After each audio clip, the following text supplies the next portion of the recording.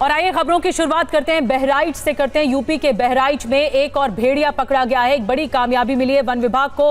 One विभाग की team ने एक और भेड़िए को पकड़ लिया है।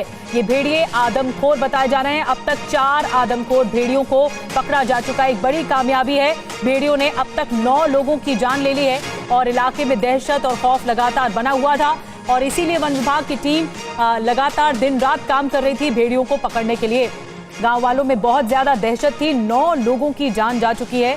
भेड़ियों ने 9 लोगों की जान ले ली है और एक और भेड़िया अब कब्जे में आ गया है। जो ये जानकारी मिल रही है, ये जो हम तस्वीर दिखा रहे हैं, एक और भेड़िए की, आदमखोर भेड़िया बताया जा रहा है जिसे ट्रैंकुलाइज किया गया और फिर उसे कब्जे में ले लिया गया। वन विभाग की टीम ने एक और भेड़िया पकड़ लिया है। ये बड़ी कामयाबी। अब तक बताया जा रहा है कि 4 भेड़िए कब्जे में आ चुके हैं। 4 भेड़ियों को पकड़ा जा चुका है। और इसी इलाके से जहां पर दहशत ज्यादा है, एक और भेड़िया पकड़ा गया है। यहीं से ही पुनीत शर्मा की एक रिपोर्ट दिखाते हैं आपको। आप देख सकते हैं कि ये जो भेड़िया है फिलहाल उसको पकड़ लिया गया है और ये चौथा भेड़िया है। इसी को पकड़ा गया है। इसी भेड़िए ने जो है आतंक मचा रखा था। 9 लोगों की जान ली हुई थी और वन विभाग के चंगुल में ये भेड़िया है। फिलहाल आप देखेंगे कि काफी मशक्कत के बाद वन विभाग की टीम ने इस भेड़िए को फिलहाल पकड़ा है। बड़ी सुरक्षा व्यवस्था के बीच में आप देखेंगे कि इस भेड़िया को लेकर के फिलहाल बहराइच लेकर के जा रहे हैं। अधिकारी यहाँ मौके पर पहुंच रहे हैं। 3 पहले पकड़े गए थे और अब ये चौथा भेड़िया यहाँ पर पकड़ा गया। आपके सामने ये तस्वीरें चौथे भेड़िए की, किस तरीके से करीब 35 गांवों में आतंक का पर्याय ये भेड़िया बन चुके थे। 50 दिनों के भीतर 8 बच्चे और 1 महिला सहित 9 लोगों की हत्या ये भेड़िया कर चुके थे और अब उसके बाद ड्रोन के जरिए कई पिंजरे लगा करके इनको पकड़ा जा रहा था और फिलहाल अब ये जो भेड़िया है वो वन विभाग के चंगुल में आ चुका है। बाकायदा जाल लगा करके इस जो भेड़िए को पकड़ा गया है। तो तस्वीरें आपको दिखा रहे हैं पुनीत शर्मा की। आपने रिपोर्ट देखी, एक्सक्लूसिव तस्वीर देखी। 4 भेड़िए पकड़े जा चुके हैं और अभी जो जानकारी मिल रही है, जैसा कि पुनीत बता रहे थे, एक और भेड़िया कब्जे में आ गया है वन विभाग की टीम के और इसे पकड़ा जा चुका है। लेकिन एक तरह से ये भेड़ियों का पूरा गैंग है जो देखने को मिल रहा है और जो आसपास के जंगल हैं वहाँ पर कई भेड़िए ऐसे हैं, क्योंकि जो ड्रोन की तस्वीर आप देख रहे हैं इसमें आप देख सकते हैं कई भेड़ियों का झुंड मौजूद है जंगलों में और इसी वजह से लोग दहशत में भी, आसपास के जो गांव हैं वो दहशत में हैं। 9 लोगों की अब तक ये जान ले चुके हैं भेड़िए और अब इन्हें पकड़ने की कवायद लगातार तेज है। एक और कामयाबी मिली है। एक और आदमखोर भेड़िया कब्जे में आ चुका है वन विभाग की टीम के। और पुनीत हमारे साथ इस वक्त लाइव जुड़ रहे हैं बहराइच से ही। पुनीत, जैसा कि आप जानकारी दे रहे थे, आप ही की रिपोर्ट हमने दर्शकों तक पहुंचाई। आपने बताया कि किस तरह एक और भेड़िया को पकड़ लिया गया है वन विभाग की टीम से। अब कैसी कार्रवाई हो रही है? कितने और क्या कुछ चिन्हित किया गया है? कितने और भेड़िए हैं जिन्हें पकड़ा जाना है? देखिए, ये प्रशासन की तरफ से बताया भेड़िया हो सकते हैं जिनमें से 3 को पहले पकड़ा गया था और आज एक भेड़िए को जाल लगा करके पकड़ लिया गया, यानी कि 4 भेड़िया अभी तक शिकंजे में आ चुके हैं। कम से कम 2 भेड़िया और हैं वो अभी बाहर है, लेकिन हो सकता है इन भेड़ियों की संख्या और भी ज्यादा हो। फिलहाल पिछले 50 दिनों से 35 गांव में ये आतंक का पर्याय बने हुए थे। 9 लोगों की हत्या कर चुके थे जिनमें 8 बच्चे शामिल हैं। इन बच्चों को सोता हुआ ये मुंह में दबा करके ले जाते थे और जंगल में नहीं खा जाते थे। देख सकते हैं आप कि ये भेड़िया अभी जो पुलिस अभिरक्षा में इसको बहराइच लेके जा रखे हैं। ये जो गाड़ी पिंजरा आपको नजर आ रहा है जिसको ढक दिया गया है काले रंग की पूरे पॉलिथीन से, इसी पिंजरे के अंदर वो खौफनाक खतरनाक भेड़िया इस वक्त मौजूद है और पूरे तरीके से सुरक्षा एहतियात का ख्याल रख करके प्रोटोकॉल के तहत अब इस भेड़िया को फिलहाल बहराइच लेकर के जा रहे हैं। वन विभाग की टीम 11 टीमें लगी हुई थी, ड्रोन के जरिए नजर रखा जा रही थी और बाकायदा कई डीएफओ इस पूरे मिशन में शामिल थे और अब इन चौथे भेड़िए को भी फिलहाल पकड़ लिया गया है, लेकिन इससे पहले ये 9 लोगों की हत्या कर चुके हैं। बिल्कुल, ग्राउंड जीरो से पुनीत हमें एक एक जानकारी बता रहे हैं कि किस तरह से तलाश की जा रही है। वन विभाग के कितने ऐसे कर्मचारी होंगे पुनीत और ये कितने एकड़ में ये जंगल फैला हुआ है जहां पर भेड़िए हो सकते हैं? क्योंकि ड्रोन के सहारे भी हम तस्वीरें दिखा रहे हैं और ये भेड़ियों का एक बड़ा झुंड दिखाई दे रहा है इन तस्वीरों में। देखिए, ये भेड़िए बहराइच के 35 गांवों से ज्यादा जगहों पर इनका आतंक था और ये करीब 50 किलोमीटर के एरिया में फैले हुए थे। 50 दिनों से ये आतंक था और आपको बता दें कि 200 से ज्यादा वन कर्मी, पुलिस की टीमें, जिलाधिकारी, ये सब यहां पर लगे हुए हैं। और कैमरामैन संदीप से कहना चाहूंगा, विजुअल दिखाएं। सामने आपको जो दिख रहा है पिंजरा, इसी पिंजरे के अंदर ये जो भेड़िया है वो इस वक्त मौजूद है। इसको लेकर के जा रहे हैं और आसपास के तमाम जो जिलों की टीमें हैं उनको लगाया गया था। और फिलहाल आपको बता दूं कि वन मंत्री भी कल यहां पर पहुंचे थे और बाकायदा दिशा निर्देश दिया गया था, जिसके बाद अब इस भेड़िए को पकड़ा गया है। पिंजरे में मौजूद है, काले रंग की पॉलिथीन में साफ तौर पर देखा जा सकता है कि ढका गया है इसको। बेहद खौफनाक भेड़िया। हमने ये visual, exclusive visual TV9 Bharatvarsh पर सबसे पहुंचा है कि देखने में कितना खतरनाक ये भेड़िया है। और अब इस भेड़िए को पकड़ा गया है। हालांकि इसके जो दूसरे साथी हैं, यानी कि 2-3 और भेड़िए अभी भी जंगल में खुले घूम रहे हैं, जिनको जल्द से जल्द पकड़ने के लिए जो 11 टीमें वन विभाग की लगाई गई हैं वो लगातार कोशिश कर रही हैं। 4 से ज्यादा जगहों पर पिंजरा लगाया गया है, लेकिन इस भेड़िए को जाल के जरिए किया गया। आपको बता दूं कि हाथी के लीद का भी इस्तेमाल किया जा रहा था, जिसकी महक से ये अलग की तरफ भागते हैं। और जब इनको एक रिहायशी इलाके में देखा जा रहा था तो एक तरफ करने के लिए धमाकों का इस्तेमाल किया जा रहा था। बल्कि स्थानीय विधायक जो है सुरेश्वर सिंह, वो बंदूक लेकर रात भर खुद पहरेदारी कर रहे थे। तो अब ऐसे में इस भेड़िए का पकड़े जाना वाकई में बहराइच के लिए एक सुखद संदेश जरूर दे रहा है। लेकिन अभी 2 से 3 और भेड़िया हैं जो फिलहाल जंगलों में घूम रहे हैं। आपको बता दें कि आदमखोर पर शिकंजा पूरी तरह से कब हो जाएगा और भेड़िए कब पकड़े, कितने पकड़े गए अब तक, ये हम आपको जानकारी दे रहे हैं। 4 भेड़िए पकड़े जा चुके हैं और कितने भेड़िए हैं जो जानकारी पुनीत भी दे रहे थे, 8 से 10 भेड़िए इस वक्त हैं, जिनमें से 4 को पकड़ा जा चुका है। जो इलाका प्रभावित है भेड़ियों के आतंक की वजह से, वो 35 किलोमीटर का इलाका, यानी हर किलोमीटर पर गांव बने हुए हैं, बसे हुए हैं। वहां पर लोगों को दिक्कत हो रही है और 35 गांव उसकी जद में हैं। जो कुल टीम है वन विभाग की, उसमें 11 टीमें हैं जो कि तैनात की गई हैं भेड़ियों को पकड़ने के लिए। जो कर्मचारी हैं, 200 कर्मचारियों को लगाया गया है। 3 DFO इसमें हैं, बहराइच के, बाराबंकी के और करतनिया घाट के। ये 3 DFO लगाए गए हैं। और जो निगरानी की जाएगी, यानी सुपरवाइज किया जाएगा, वो ऊपर से जो ड्रोन के जरिए या CCTV के जरिए, 8 थर्मोस्टेट कैमरे के जरिए इन्हें सुपरवाइज किया जाएगा कि कहां कहां लोकेशन इन भेड़ियों की हो सकती है। कितने पिंजरे हैं ये भी आपको बता दें, 4 जगह पर 4 पिंजरे हैं। तो सबसे बड़ी चुनौती ये है वन विभाग की कि जो बाकी बचे 4 भेड़िए हैं वो इस वक्त शिकंजे में आ जाएं, उन पर कब्जा कर ली जाए। और आपको बता दें कि खूंखार भेड़ियों से सावधान, क्योंकि बच्चों को ज्यादा टारगेट किया जा रहा है।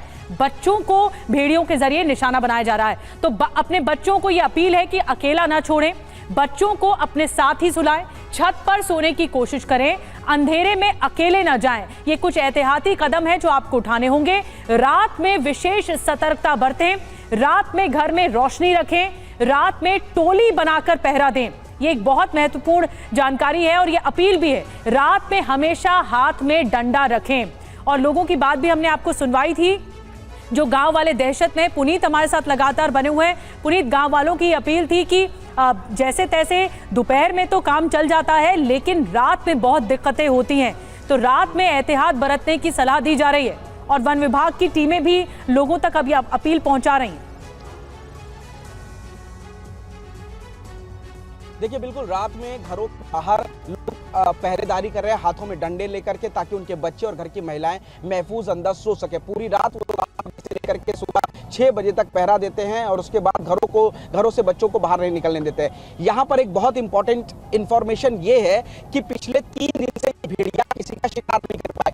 3 दिन पहले 4 लोग हमला किया था, जिसमें से 3 को घायल किया था, एक बच्चे को ये मार करके। बिल्कुल पुनीत, आपके पास आएंगे। 8 बच्चे और एक महिला की जान चली जा चुकी है भेड़ियों के शिकार की वजह से, और अब भी बताए जा रहे हैं कि 2 से 3 भेड़िए ऐसे हैं जो कि जिन पर अभी काबू पाना बहुत जरूरी है। 4 को कंट्रोल किया जा चुका है, 4 को पिंजरे में कैद किया जा चुका है। और सबसे बड़ी चुनौती है कि रात के समय जब भेड़िए अटैक करने आए तब कैसे इन पर काबू पाया जा सकता है। इसीलिए गाँव वाले ज्यादा दहशत में हैं।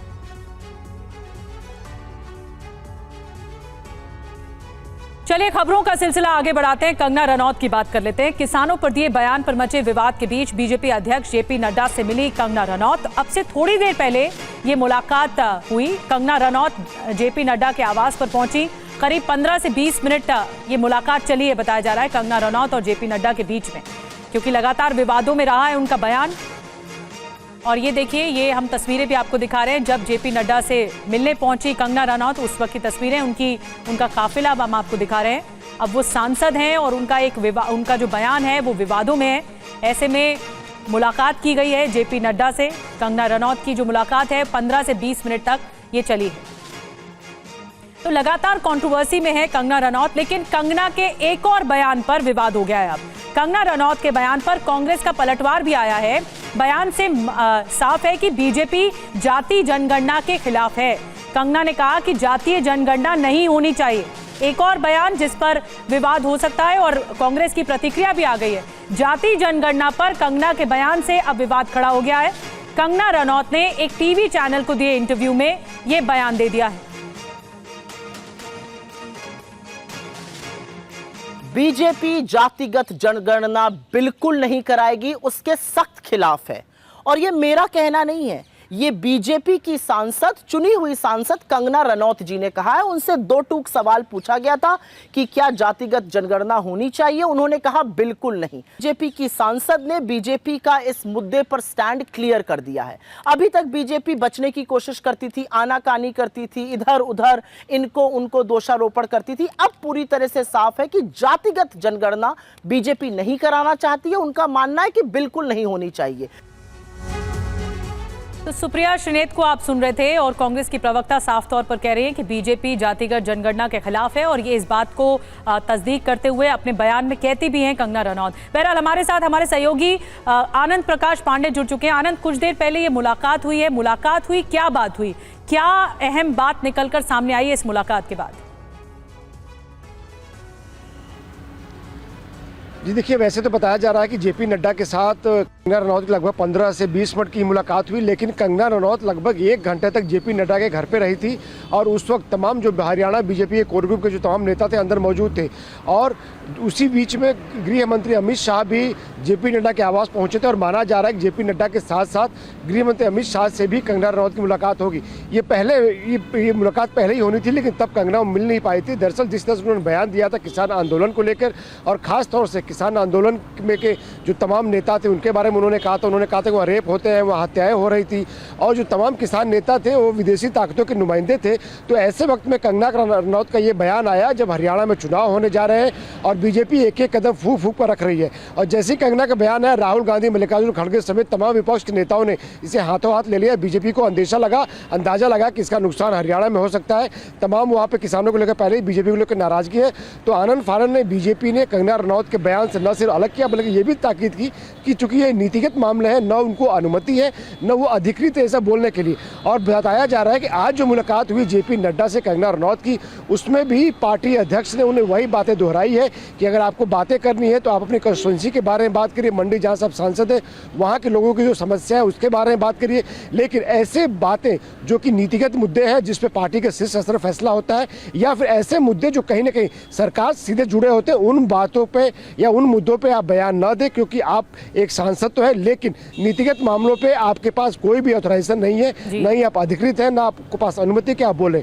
जाहिर तौर पे बीजेपी नफा नुकसान देख रही है ऐसे बयानों का, कि जाहिर तौर पे जब किसान आंदोलन के बारे में और किसान नेताओं के अपने ऐसे बयान देते हैं, जाहिर तौर पे इसका रिपरकशन होता है और हो भी रहा है। जिस तरह से हाथों हाथ इस मुद्दे को कांग्रेस ने उठाया, बीजेपी को डर था कि इसका ज्यादा नुकसान हो सकता है, तो बीजेपी ने समय रहते कंगना को न सिर्फ ताकीद की है बल्कि थोड़ा फायर फाइटिंग करने की भी कोशिश की है। आनंद, बड़ी बात यह है कि बीजेपी आलाकमान ने ये दो टूक कह दिया है।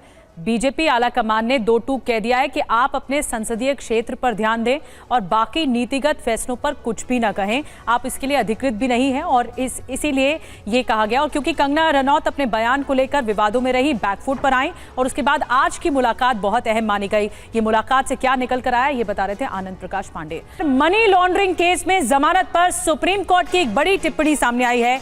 PMLA prevention of money laundering act को लेकर सुप्रीम कोर्ट ने कहा है कि हिरासत में दिया बयान सबूत नहीं होता है। ये सुप्रीम कोर्ट की तरफ से कहा गया। एक और बड़ी बात, जमानत नियम जेल अपवाद है, जमानत नियम है और जेल अपवाद है। हाँ, कल हेमंत सोरेन के करीबी प्रेम प्रकाश को सुप्रीम कोर्ट से जमानत मिली है और उसी के साथ ये बहुत बड़ी टिप्पणी है पीएमएलए एक्ट को लेकर जो कि सुप्रीम कोर्ट की ओर से कही गई है। चलिए अब आपको बताते हैं क्या कुछ कहा गया है। पीएमएलए एक्ट पर सुप्रीम कोर्ट ने क्या कहा है, prevention of money laundering act इसे कहते हैं। क्या कुछ कहा गया है देश की सर्वोच्च अदालत की तरफ से। एससी की तरफ से यह कहा गया कि जमानत एक नियम है और जेल अपवाद है। साथ ही यह भी कहा गया कि पीएमएलए की धारा 45 आजादी के मूल सिद्धांत को नहीं रोक सकती। हिरासत में दिया गया आरोपी का बयान सबूत नहीं है, साक्ष्य नहीं है। हिरासत में दिया गया बयान पीएमएलए के तहत स्वीकार्य नहीं है। वहीं हिरासत में आरोपी की ओर से दिया गया बयान निष्पक्ष नहीं माना जा सकता।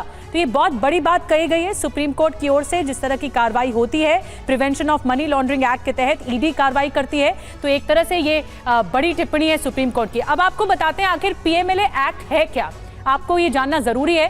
Prevention of money laundering act, money laundering पर लगाम लगाने के मकसद से इस एक्ट को, इस कानून को बनाया गया, जिसमें 2005 से लागू किया गया PMLA act, prevention of money laundering act.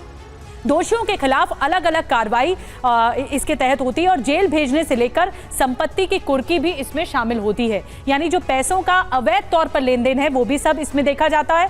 कम से कम 3 साल से लेकर 7 साल तक की इस कानून के तहत सजा होती है। आरोपी को जमानत के लिए 2 शर्तें होती हैं, 2 कंडीशंस होती हैं, आपको बता दें, जिसमें सेक्शन 45 की बात कही जा रही है सुप्रीम कोर्ट की ओर से। वो क्या है, धारा 45 क्या है? पहली नजर में लगना चाहिए आरोपी ने अपराध नहीं किया है और आरोपी के जमानत पर रहते हुए अपराध करने की संभावना नहीं। ये सब इसके तहत है। पीएमएलए एक्ट में सेक्शन 45 पर एससी ने क्या कहा है, सुप्रीम कोर्ट ने क्या कहा है, इसे देखिए, इसे गौर कीजिए। धारा 45 आजादी के मूल सिद्धांत को, आजादी के मूल सिद्धांत को नहीं रोक सकती, ये कहा गया है। और इसी को ही थोड़ा और विस्तार से पीयूष पांडे से समझते हैं, हमारे साथ सुप्रीम कोर्ट से जुड़े हैं। पीयूष, धारा 45 को लेकर क्या कुछ कहा गया है और ये भी साफ कीजिए कि इस मसले पर सुप्रीम कोर्ट ने क्या कहा है कि अगर कोई भी आरोपी हिरासत में है और वो बयान देता है तो क्या उसका बयान साक्ष्य या सबूत नहीं होगा? देखिए, इस मामले में 2 सेक्शंस हैं जिन पर सुप्रीम कोर्ट ने अपने फैसले में स्पष्ट तौर पर ये कहा है कि ज़मानत जो है वो दी जा सकती है, वो नियम है, और जबकि जेल में रखा जाना एक अपवाद है। तो इस स्थिति के मद्देनज़र सुप्रीम कोर्ट ने prevention of money laundering act के सेक्शन 45, यानी कि जिसमें दोहरी शर्त होती है और वो आरोपी पर होती है जब वो ज़मानत की मांग करता है, तो ऐसी स्थिति में सुप्रीम कोर्ट ने कहा है कि जो दोहरी शर्त का सिद्धांत है वो ज़मानत के मामले में लागू नहीं होता है। और दूसरा जो सेक्शन 50 है वो ईडी को किसी को सम्मन करने को और फिर उसके बाद उसको बुला करके उससे बयान दर्ज कराने के मसले को लेकर होता है। और उसमें ये माना जाता है कि आरोपी जो भी बोलेगा वो सच बोलेगा और अगर उसका झूठा बयान पाया जाता है तो उसके खिलाफ अलग से एक मामला दर्ज किया जा सकता है। तो इस स्थिति में सेक्शन 50 को लेकर के भी सुप्रीम कोर्ट ने साफ कर दिया है कि जब ईडी कोई बयान दर्ज कराती है तो ऐसी स्थिति में व्यक्ति दबाव में भी हो सकता है और इस स्थिति के मद्देनज़र जो बयान दर्ज कराया जा रहा है उसको साक्ष्य नहीं माना जा सकता, सबूत नहीं माना जा सकता। तो स्थितियों को सुप्रीम कोर्ट ने स्पष्ट करते हुए प्रेम प्रकाश के मामले में, जो हेमंत सोरेन के करीबी माने जाते हैं इस मामले में, और उनको जमानत देते हुए साफ कर दिया सुप्रीम कोर्ट ने कि सेक्शन 45 और सेक्शन 50 दोनों में ही ये सिद्धांत नहीं लागू होगा जबकि जमानत का मामला चल रहा हो और जमानत की मांग की गई हो। तो ऐसी स्थिति में अदालतें सिर्फ ये देखेंगी कि कब से व्यक्ति जेल में है, और अब जबकि ईडी की ओर से ऐसी दलील दी जाएगी तो चाहे निचली अदालत हो और चाहे हाई कोर्ट हो या फिर सुप्रीम कोर्ट हो, सुप्रीम कोर्ट का प्रेम प्रकाश मामले में दिया गया फैसला अहम होगा और स्थितियों को स्पष्ट करने वाला होगा कि दोहरी शर्त जो जमानत का सिद्धांत है उस पर लागू नहीं होता, और जबकि जो बयान दर्ज किया गया है वो सीधे तौर पर सबूत नहीं माना जा सकता है जबकि उसके साथ कुछ एडिशनल इनपुट ना हो या फिर कोई सामग्री ना हो। तो ये स्थितियां सुप्रीम कोर्ट ने प्रेम प्रकाश के मामले में उन्हें जमानत देते हुए स्पष्ट कर दी हैं। क्या ये दलीलें आगे आने वाले केसेस में, क्योंकि कई हाई प्रोफाइल केसेस हैं जो कि पीएमएलए के तहत अभी हाल ही में दर्ज हुए हैं, क्या इस टिप्पणी का, सुप्रीम कोर्ट की टिप्पणी का इन केसेस पर असर पड़ेगा? ये ब्रीदिंग दलील मिल पाएगी ऐसा कहने की? बिल्कुल, देखिए, सुप्रीम कोर्ट का हर एक फैसला जिसमें ये कोई चीज़ साइट की गई हो, यानी कि स्पष्ट की गई हो और उसमें स्पष्टीकरण दिया गया हो कि कोई भी कानून है उससे संबंधित जो धारा है उसका मतलब यानी कि इन्फ्रेंस ये नहीं ड्रॉ किया जा सकता। तो सुप्रीम कोर्ट ने अपने इस फैसले में section 45 prevention of money laundering act और सेक्शन 50 दोनों के जो इन्फ्रेंस ड्रॉ किए जाते हैं अब तक, और ये माना जाता है कि दोहरी शर्त पूरी करने के बाद ही किसी व्यक्ति को जमानत दी जा सकती है। और जबकि सेक्शन 50 के तहत prevention of money laundering act के तहत जब बयान दर्ज किया जाता है ईडी द्वारा, तो ये माना जाता है कि उसे साक्ष्य के तौर पर ईडी इस्तेमाल कर सकती है। तो इस मामले में सुप्रीम कोर्ट ने साफ तौर पर ये अपने फैसले में कह दिया है कि सेक्शन 45 जमानत के सिद्धांत के मामले में आड़े नहीं आता है। जबकि दूसरा जो मसला है यानी कि सेक्शन 50 उसमें भी साफ कर दिया है कि अगर कोई बयान ईडी द्वारा किसी व्यक्ति को हिरासत में लेकर दर्ज कराया गया है तो ऐसी स्थिति में वो साक्ष्य के तौर पर स्वीकार योग्य नहीं होगा और उसे दोषी करार देने के मामले में उसके एक बालिया बयान को प्रयोग में नहीं लाया जा सकता। जी बिल्कुल, बड़ी बात आपने बताई। बहुत बहुत धन्यवाद पीयूष पांडे आपका। सुप्रीम कोर्ट से ये जानकारी दे रहे थे पीयूष पांडे। उन्होंने बताया पीएमएलए एक्ट के तहत जो धारा 45 है और 50 है, इसके अंतर्गत आजादी के मूल सिद्धांत को नहीं रोका जा सकता। और एक बड़ी खबर आपको बता दें, ओबीसी स्टैंडिंग कमेटी की पहली बैठक में जातिगत जनगणना का मुद्दा उठाया है। विपक्षी सांसदों ने जाति जनगणना का मुद्दा उठाया है। डीएमके के टीआर बालू, कांग्रेस के मणिकम टैगोर और टीएमसी के कल्याण बैनर्जी ने यह मुद्दा उठाया है। स्टैंडिंग कमेटी में जाति जनगणना पर चर्चा की मांग और संसद भवन में हुई ओबीसी स्टैंडिंग कमेटी की यह पहली बैठक। जेडीयू के गिरधारी यादव ने भी ये मामला उठाया है।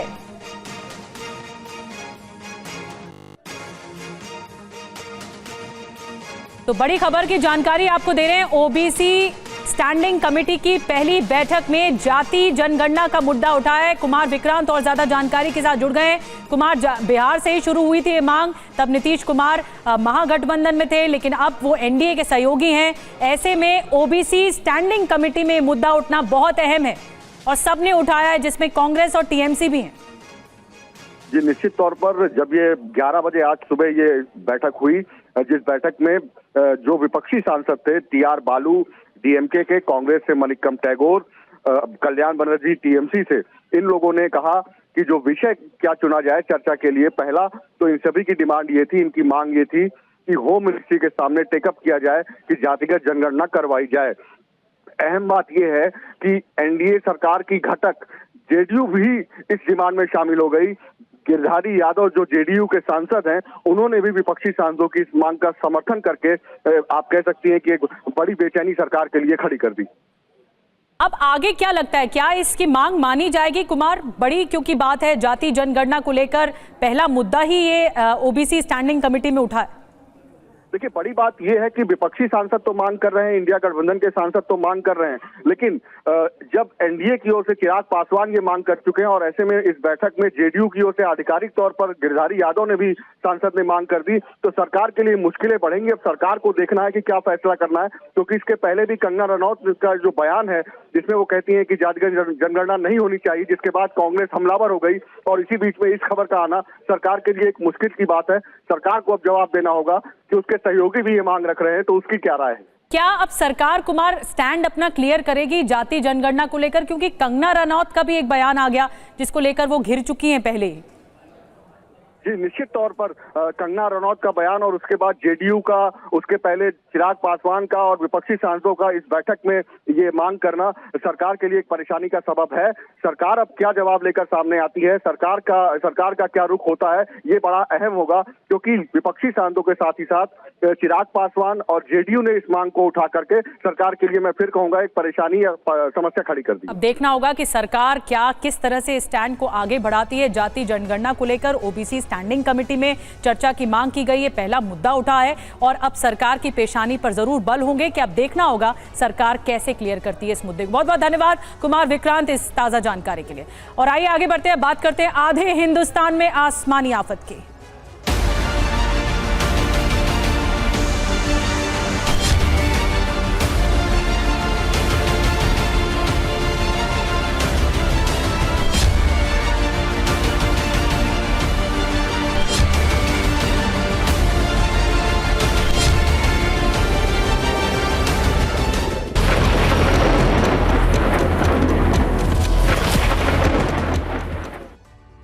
ये बादलों का विद्रोह है जो थम नहीं रहा है। लगातार 10 दिनों से बहुत क्रिटिकल कंडीशन है। देश के ज्यादातर हिस्सों में बाढ़ बारिश की वजह से बहुत ज्यादा मुसीबत बढ़ गई है। कई राज्य कुदरत की मार इस वक्त झेल रहे हैं। मौसम विभाग पर सबकी नजरें, क्योंकि मौसम विभाग ने गुजरात, उत्तराखंड समेत 19 राज्यों में भारी बारिश का अलर्ट जारी कर दिया है। और आपको बता दें कि गुजरात में पिछले 4 दिनों से मूसलाधार बारिश हो रही है। यहां हाल बेहाल है। राजकोट, वडोदरा, जामनगर, हर तरफ सैलाब से जुड़ी तस्वीरें आ रही हैं। लोग घरों में कैद हो चुके हैं। राहत बचाव की टीमें लगातार रेस्क्यू ऑपरेशन में जुटी हुई है। तो सबसे ज्यादा स्थिति जो संकट में है वो गुजरात में है। आपको बता दें कि गुजरात में बड़ी खबर, ये बाढ़ बारिश से जुड़ा हुआ बड़ा अपडेट मिल रहा है। गुजरात में बाढ़ बारिश की वजह से 26 की मौत हो गई, 26 लोगों की जान गई है। 18,000 लोगों का रेस्क्यू किया गया है। राजकोट, पोरबंदर में 12 घंटे में 200 मिलीमीटर बारिश हुई है। द्वारका के भानवड में 185 मिलीमीटर बारिश हुई है। गुजरात में सेना की 6 टीमें लगाई गई हैं। सेना की 6 टीमें तैनात की गई हैं। अब आपको गुजरात की पहली तस्वीर राजकोट से दिखाते हैं। गुजरात में हाल बहुत खराब है। लगातार बारिश हो रही है। लोगों के लिए बारिश मुसीबत बनकर आई है। ये तस्वीर आप जो देख रहे हैं, राजकोट से तस्वीरें देख रहे हैं, और पानी ओवरफ्लो हो चुका है। डैम, भादर डैम जो है वो ओवरफ्लो हुआ है। ये तस्वीरें आपको दिखा रहे हैं। राजकोट में बना भादर डैम का ये जल स्तर बढ़ा है।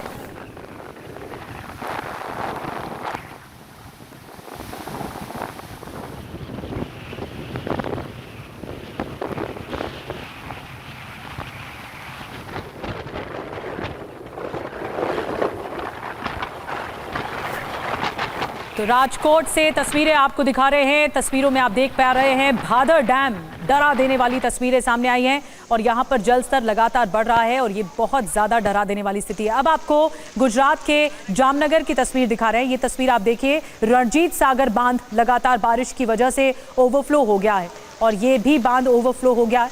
रणजीत सागर डैम, भादर डैम से तस्वीरें आपको दिखाई, अब रणजीत सागर डैम की तस्वीरें आपको दिखा रहे हैं। बहुत ज्यादा परिस्थिति खराब हुई है और ये देखिए खतरे के निशान से किस तरह ऊपर बहता हुआ पानी दिखाई दे रहा है।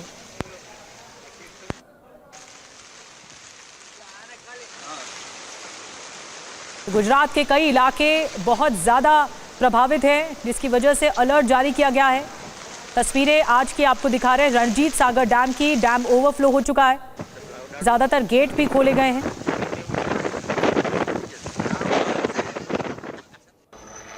और जामनगर के बाद आइए रुक करते हैं पोरबंदर का। पोरबंदर की तस्वीरें आप देख रहे हैं। यहाँ पर रेस्क्यू ऑपरेशन को अंजाम दिया जा रहा है। तस्वीरें आप देख रहे हैं रेस्क्यू ऑपरेशन से जुड़ी हुई। सैलाब में फंसे लोगों को सुरक्षित निकालने के लिए ये ऑपरेशन चलाया जा रहा है। मांडवा गांव की तस्वीरें हैं और यहाँ हेलीकॉप्टर के सहारे, रस्सी के सहारे ऊपर खींचा जा रहा है। सेना और एनडीआरएफ की टीम हेलीकॉप्टर से रेस्क्यू को अंजाम तक पहुँचा रही है। जहाँ लोग फंसे हुए हैं, लोग अपनी छतों पर, घरों के छतों पर फंस गए हैं। मांडवा गांव की तस्वीरें, और छतों से ही लोगों को एयरलिफ्ट किया गया है। और आपको कुछ और तस्वीरें दिखाते हैं। इंडियन कोस्ट गार्ड और राहत बचाव की जो टीमें हैं वो लगातार फंसे लोगों को बचा रही हैं। ये तस्वीर देखिए, हेलीकॉप्टर की मदद से लोगों को सुरक्षित जगहों पर पहुंचाया जा रहा है। हर तरफ पानी है, जलमग्न हो चुके हैं सभी इलाके। और सबसे बड़ी चुनौती है कि उन लोगों तक पहुंचना जो लबालब डूबे हुए हैं जिन इलाकों में लोग, और उन लोगों तक मदद पहुंचाना, ये सबसे बड़ी चुनौती है। जल तांडव हर तरफ देखने को मिल रहा है। ये 28 अगस्त की तस्वीरें हैं। हेलीकॉप्टर्स लगाए गए हैं, कोस्ट गार्ड के जवानों को भी लगाया गया है ताकि लोगों को बाहर, उनकी जान बचाई जा सके, उनको सुरक्षित जगह पर पहुंचाया जा सके।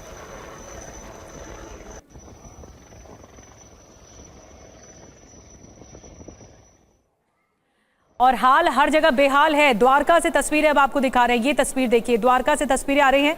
बारिश लगातार यहाँ पर भी हो रही है, लोगों की मुसीबत बढ़ी है। कई जगहों पर लोग फंस गए और उन्हें इस तरह से बचाया जा रहा है। एनडीआरएफ और सेना का रेस्क्यू ऑपरेशन चल रहा है। फंसे हुए लोगों को सेना के हेलीकॉप्टर ने रेस्क्यू किया है।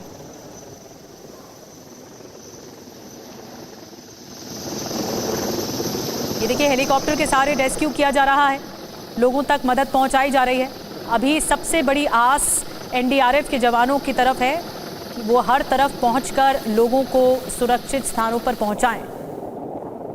वायुसेना को लगाया गया है, हेलीकॉप्टर्स को लगाया गया है। सेना के जवान भी जो ग्राउंड जीरो पर लगातार बारिश की वजह से जो इलाके प्रभावित हुए हैं, जलमग्न हैं, वहां तक मदद पहुंचाई जा रही है लोगों तक। 18 जिले ऐसे हैं गुजरात के जहां पर सबसे ज़्यादा प्रभाव देखने को मिला है और यहां तक मदद पहुंचाई जा रही है, जिसमें द्वारका भी शामिल है। और द्वारका में रिहायशी इलाकों में भी सैलाब का कहर देखने को मिल रहा है। घरों में पानी भर गया है। लोगों को सुरक्षित निकालने के लिए राहत और बचाव की टीमें लगी हुई हैं।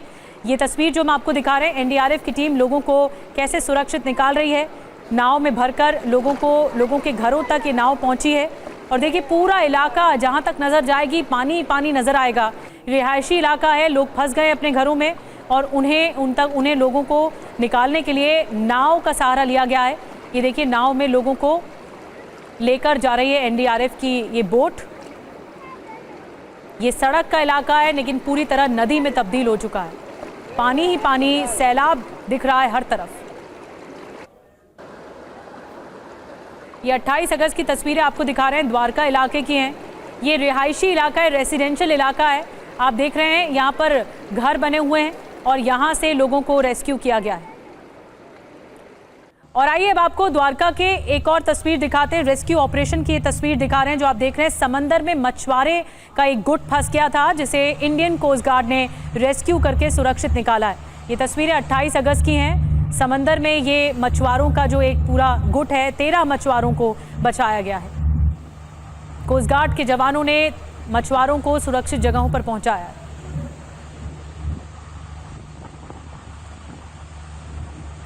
तस्वीरें आपको दिखा रहे हैं। देखिए मछुआरे फंस गए थे बीच समंदर में और उसके बाद इंडियन कोस्ट गार्ड के जवानों ने इन्हें रेस्क्यू किया है।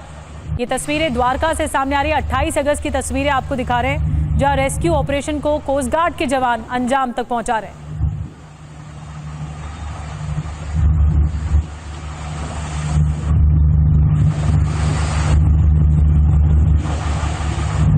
किनारे पर लगातार हालात खराब हैं। मछुआरे फंस गए थे, 13 मछुआरे फंस गए थे जिन्हें कोस्ट गार्ड के जवानों ने इस तरह बचाया है, नाव के सहारे बचाया है किनारों तक, क्योंकि हर जगह पानी ही पानी नज़र आ रहा है। किनारों में भी पूरी तरह से पानी, डूबे हुए किनारे नज़र आ रहे हैं पानी में।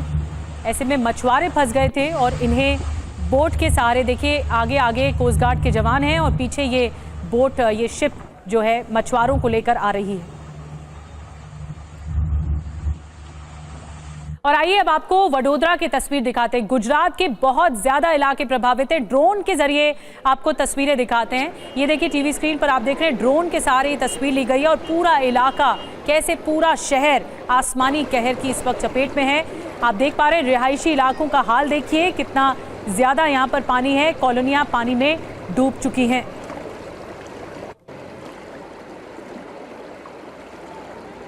ये ड्रोन के सहारे तस्वीरें ली गई हैं और हर जगह आप देख रहे हैं कितने किलोमीटर्स का दायरा आप देख रहे हैं जो पानी में इस वक्त डूबा हुआ नजर आ रहा है। रिहायशी इलाके हैं, हर तरफ रिहायशी इलाके जलमग्न हैं। वडोदरा शहर का हाल है।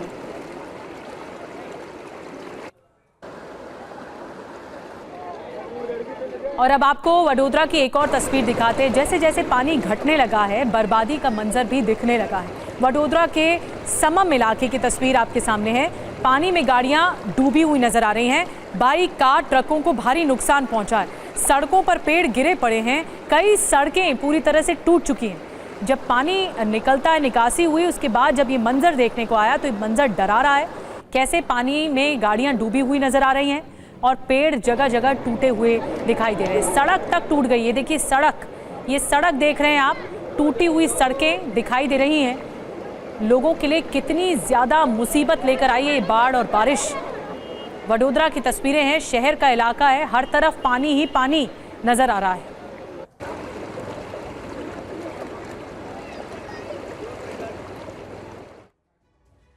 और वडोदरा से ही एक और तस्वीर आपको दिखाने जा रहे हैं। कीर्ति मंदिर में बने सरकारी क्वार्टर की तस्वीर आपको दिखाते हैं। राहत और बचाव की टीमें रेस्क्यू ऑपरेशन चला रही हैं। सरकारी क्वार्टर में फंसे लोगों को सुरक्षित निकाला जा रहा है। ये तस्वीर देखिए, लोगों तक नाव पहुंचाई जा रही है।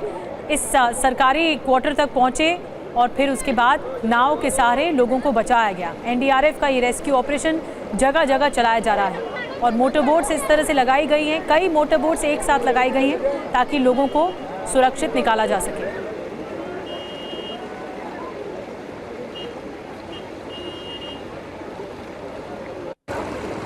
ये रिहायशी इलाका है, सड़क का इलाका है, लेकिन पूरी तरह पानी में डूब चुका है। नौबत ये आ गई है कि जगह जगह बोट्स के सहारे ही लोगों को बाहर निकाला जा रहा है, सुरक्षित स्थानों पर पहुंचाया जा रहा है। और वडोदरा से एक और तस्वीर। वडोदरा एक ऐसा इलाका जो सबसे ज्यादा प्रभावित है। सैलाब के बीच की तस्वीर। गुजरात सरकार के मंत्री ऋषिकेश पटेल और जगदीश विश्वकर्मा ने नगर निगम वाहन में सवार होकर बाढ़ के हालात का जायजा लिया है। ये निगम वाहन में वो सवार हैं। आप देखिए गाड़ियां डूबी हुई नजर आ रही हैं। शहर का क्या हाल हो गया है ये दिख रहा है। समंदर बन गया है शहर। घरों में पानी है, हर तरफ पानी है, बाढ़ ही बाढ़ नजर आ रही है। ये रिहायशी इलाके, कमर्शियल इलाके सब कुछ डूब गए। जो गुजरात सरकार में मंत्री है ऋषिकेश पटेल और जगदीश विश्वकर्मा, इन दोनों ने जायजा लिया है स्थिति का। पूरा वडोदरा इस तरह से ऐसा लग रहा है, आधे से ज्यादा वडोदरा डूबा हुआ नजर आ रहा है।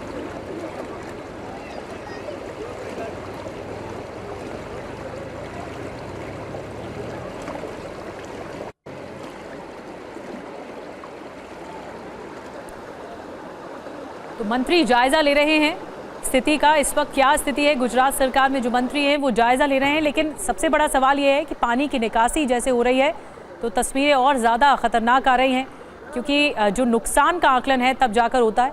ऐसे में मुआयना किया जा रहा है पूरी परिस्थिति का गुजरात सरकार के मंत्रियों की तरफ से। लेकिन सबसे ज़्यादा चौंकाती ये बात है कि वडोदरा की एक तस्वीर आप देखेंगे तो हिला देने वाली तस्वीर है। वडोदरा के महाराजा सयाजीराव विश्वविद्यालय में मगरमच्छ का रेस्क्यू किया गया है। ये देखिए मगरमच्छ फंस गया था, इसे रेस्क्यू किया गया है। इंसान तो इंसान, जानवर भी इस बाढ़ बारिश की चपेट की वजह से बहुत ज़्यादा नुकसान झेल रहे हैं और एक मगरमच्छ का रेस्क्यू किया गया है। ये रेस्क्यू से जुड़ी तस्वीरें आपको दिखा रहे हैं जब इसे कंट्रोल किया गया और वन विभाग के पास पहुंचाया गया।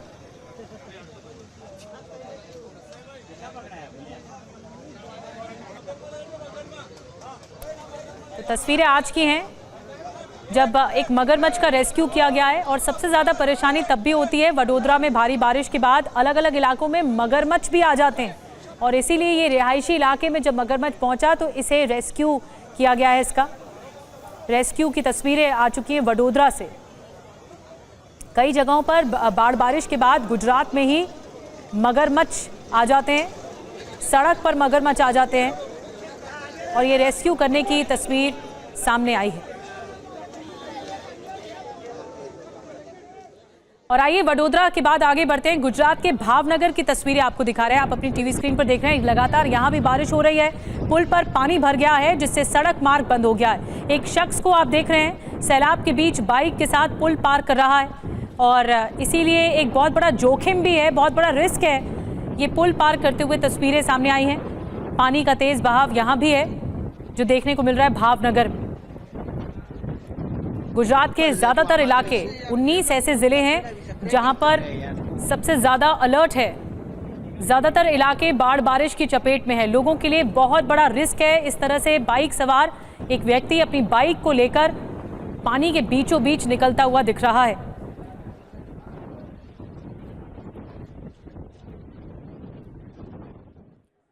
और अब बात कर लेते हैं दिल्ली की। गुजरात में तो आपने देख लिया कितनी तबाही मची है। दिल्ली के हालात आपको दिखाते हैं। राजधानी दिल्ली एनसीआर में लगातार रात से भारी बारिश हो रही है और कई जगहों पर सड़कें, अंडरपास जलमग्न हैं। सफदरजंग में 7 आपको बता दें कि मिलीमीटर बारिश हुई है। पालम में 5 सेंटीमीटर बारिश बताई जा रही है। सफदरजंग एनक्लेव में भारी जलभराव। अलग अलग इलाकों में देखिए सबसे ज्यादा मुसीबत ट्रैफिक की आ जाती है। ट्रैफिक जाम से 2-4 होना पड़ रहा है लोगों को। रात भर से बारिश हो रही है। ट्रैफिक की रफ्तार थमती हुई नजर आ रही है कई इलाकों में।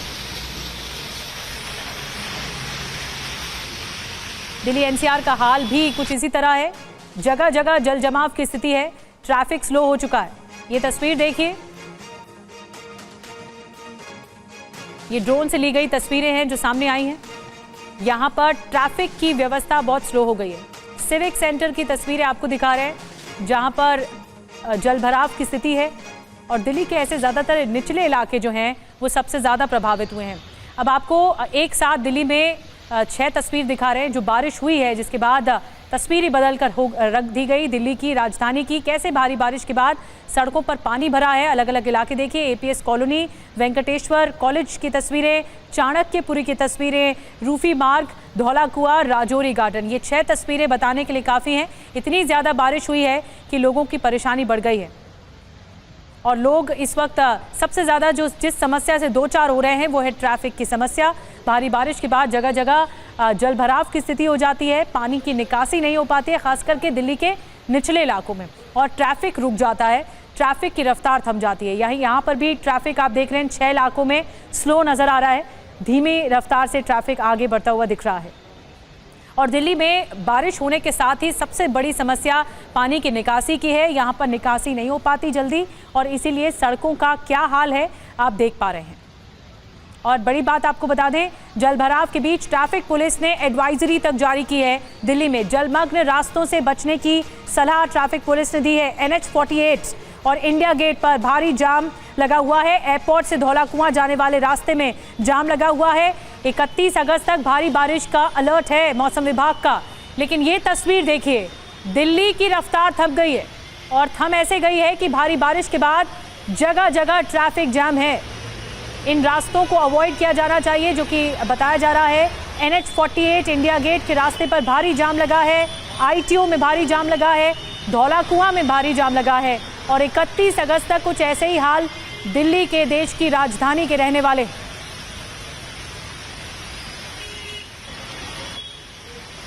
दो तस्वीरें आप देख रहे हैं, ITO की तस्वीर है, धौला कुआं की। ट्रैफिक रुका हुआ है, थमा हुआ है, ट्रैफिक आगे नहीं बढ़ पा रहा है, आवाजाही थम गई है भारी बारिश के बाद। और अब आपको उत्तर प्रदेश की 4 तस्वीरें एक साथ दिखाने जा रहे हैं। कैसे लगातार बारिश हो रही है, उत्तर प्रदेश का हाल भी बेहाल है, नदियां उफान पर हैं। पहली तस्वीर वाराणसी से आप देख रहे हैं, गंगा नदी का जलस्तर बढ़ने की वजह से नमो घाट डूब गया। ये नमो घाट की तस्वीरें जो आप देख रहे हैं। वहीं दूसरी तस्वीर अयोध्या की है, जहां सरयू नदी का जलस्तर खतरे के निशान से ऊपर पहुंच गया है। प्रयागराज से भी तस्वीरें आप देख रहे हैं, गंगा का जलस्तर बढ़ने की वजह से संगम घाट डूब गया है। वहीं गोरखपुर से जो आपको तस्वीर दिखा रहे हैं, राप्ती नदी खतरे के निशान से ऊपर बह रही है। तो ये भी तस्वीरें डरा रही हैं कि नदियां लगातार उफान पर हैं और अपने खतरे के निशान तक पहुंचती हुई दिखाई दे रही हैं। तो फिलहाल ये बादलों का विद्रोह काल है जो कि इस वक्त देखने को मिल रहा है।